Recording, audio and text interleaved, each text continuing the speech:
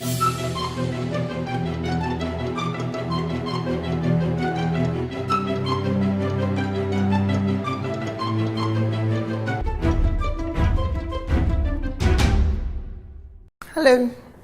and welcome to another informative and enlightening edition of our special launch series of Perspectives.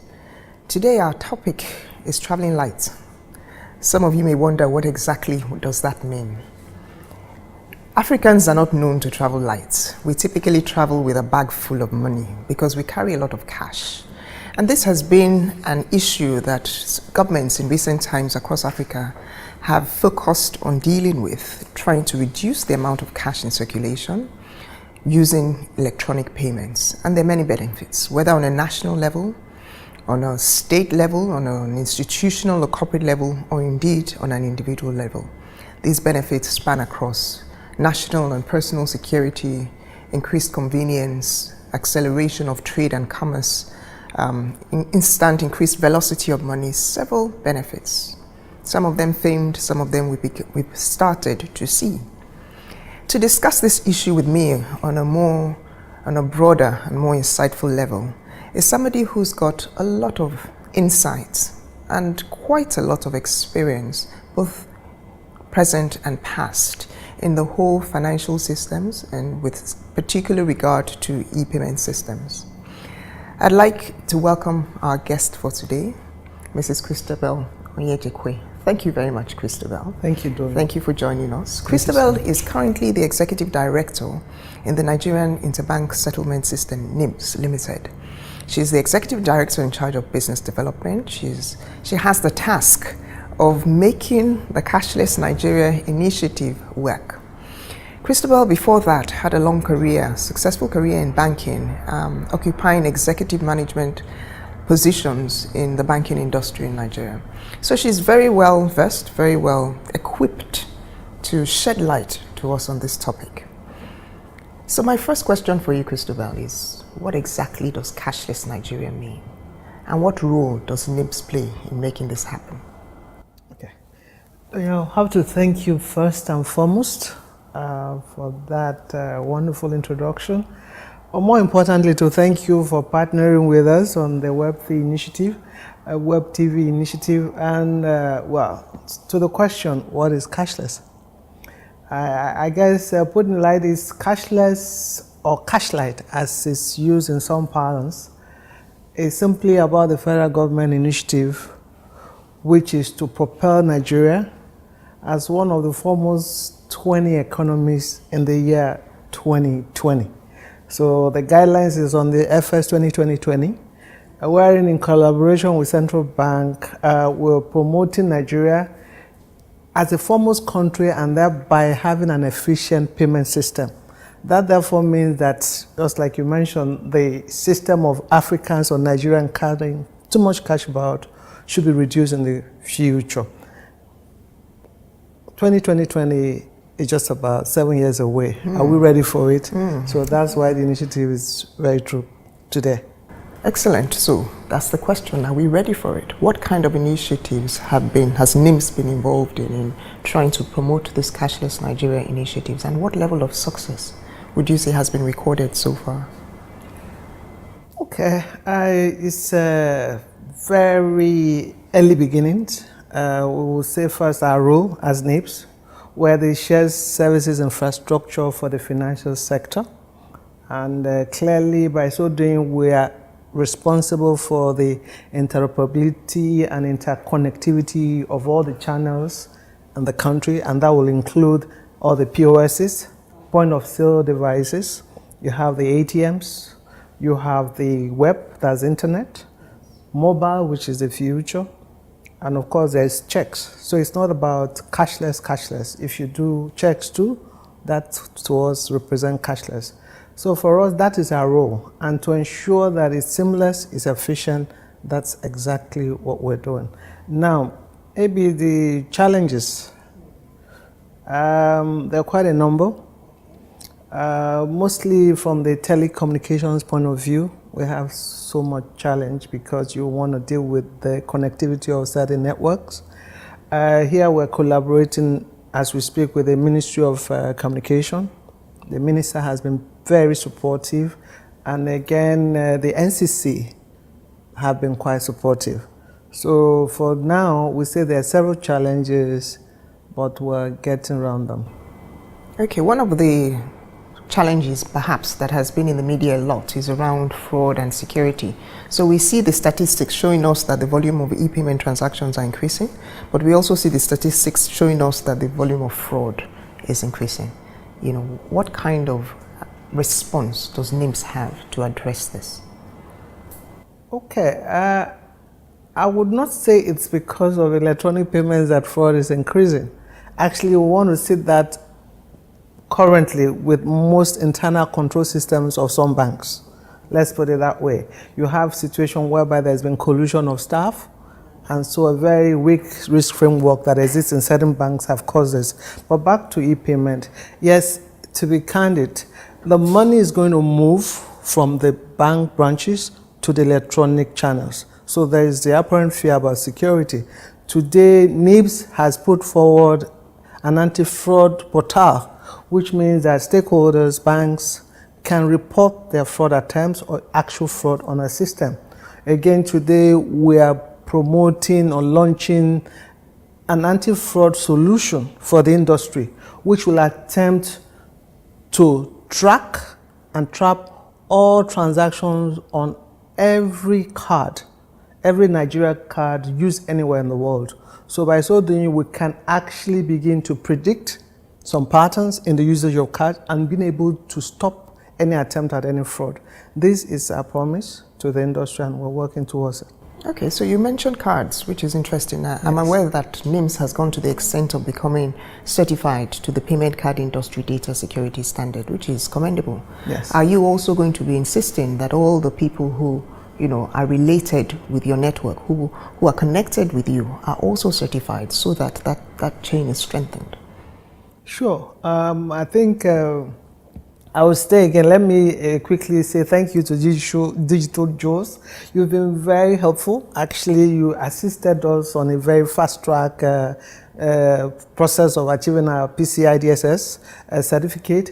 And so what we'll try to do, and we're working with CBN on this, to ensure that all banks are PCI-DSS compliant. As we speak today, quite a few banks have named their challenges. So it's one way of assuring the industry that our cards at least are EMV compliant. And of course, with that minimal test or assurance, we can forge ahead into promoting that other areas of risks are quite being checked in the industry.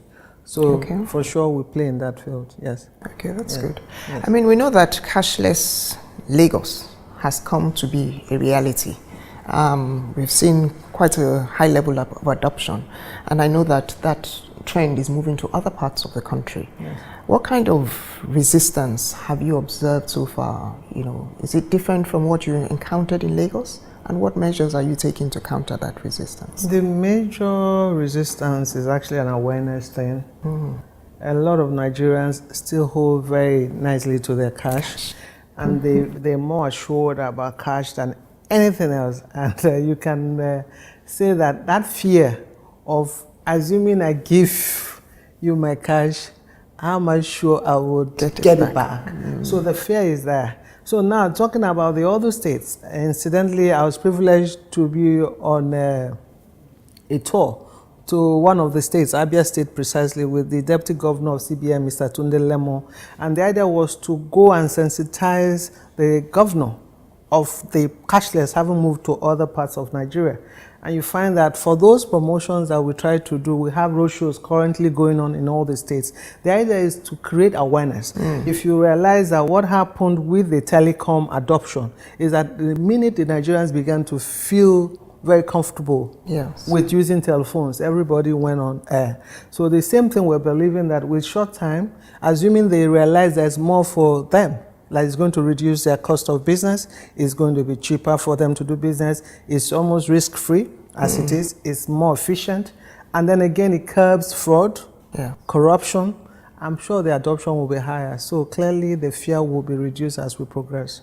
So the emphasis is on making sure that that message about the benefits, the real benefits, go out there, and that starts to change people's patterns of behavior. Clearly. Excellent. We change their pattern, then of course adoption begins to happen. Yes. Okay, very good. The Economic Intelligence Unit e-government adoption ratings, GEA, for 2011 showed Nigeria to be at number 62 of 62 companies ranked, evidently showing that we're laggards in e-payment adoption from a government point of view. And that wasn't a very nice picture.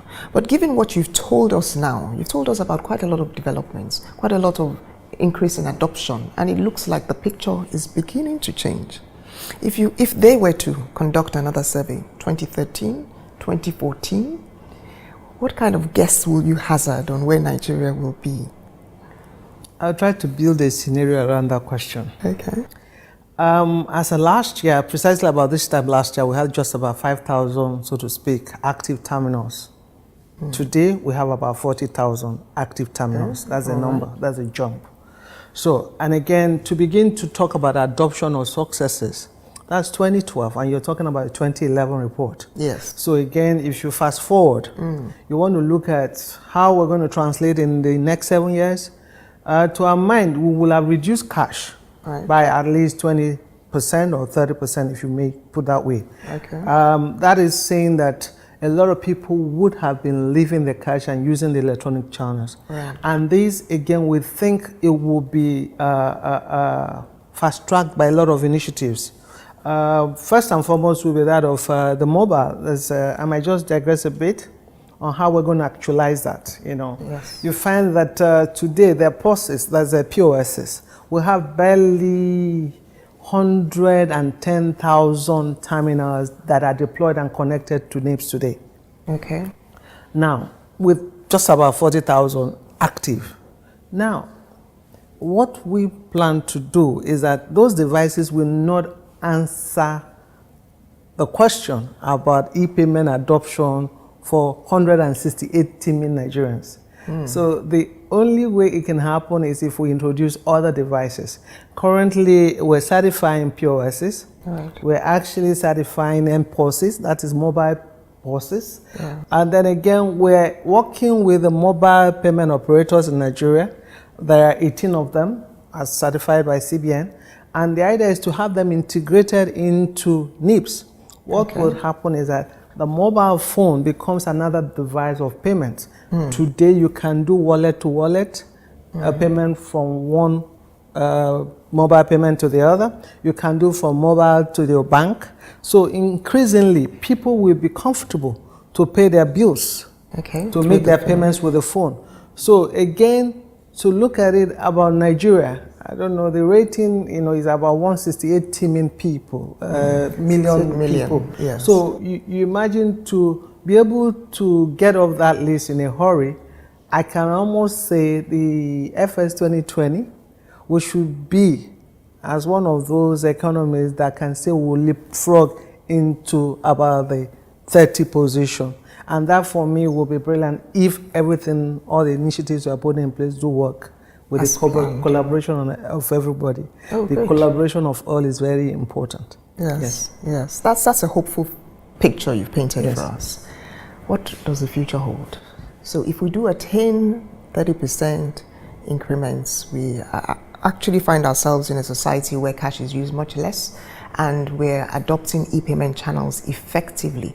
What does that portend for the economy of Nigeria and other African nations? I will say quickly that e-payment adoption all over the world, any improvement on it actually attempts to add a minimum of 1% into the GDP of that economy. So what we imagine today, inflation rate and what have you, we'll be able to curb inflation better because there'll be less cash. But more importantly is talking about the GDP growth. Today, Nigeria is one of those, at least in the year 2013, we're on 7.3% on our GDP. And maybe next year is projected at 6.9%. Whatever the soft issues in the larger economy is, we see Nigeria being able to be still rated at one of those most successful countries that are able to kind of achieve more like that. Okay. So clearly for the economy, I said the more adoption or the less cash we use, the more improvement we get on an economic scale. And that again, you would not remove Nigeria from the rest of the world. Correct. So clearly we're saying that as much as is happening everywhere else, we'll notice more sporadic improvements in Nigeria than everywhere else. That, I guess, that's a confirmation. Excellent. So we would expect to see real benefits on a national level? Absolutely. On a personal level, on every level, really? Absolutely. Interesting. Viewers, if you're not on the e-payment bandwagon, you need to get on it. Our guest, Christabel, has eloquently explained to us how impactful, how effective it is, and the fears, some of the concerns around trust and security and fraud are being dealt with from what we've heard from her. So we'd like to thank you for joining us. I'd like to thank Christabel so much for finding time out of her hectic schedule Thank you. to join us today. Thank you so much, Christabel.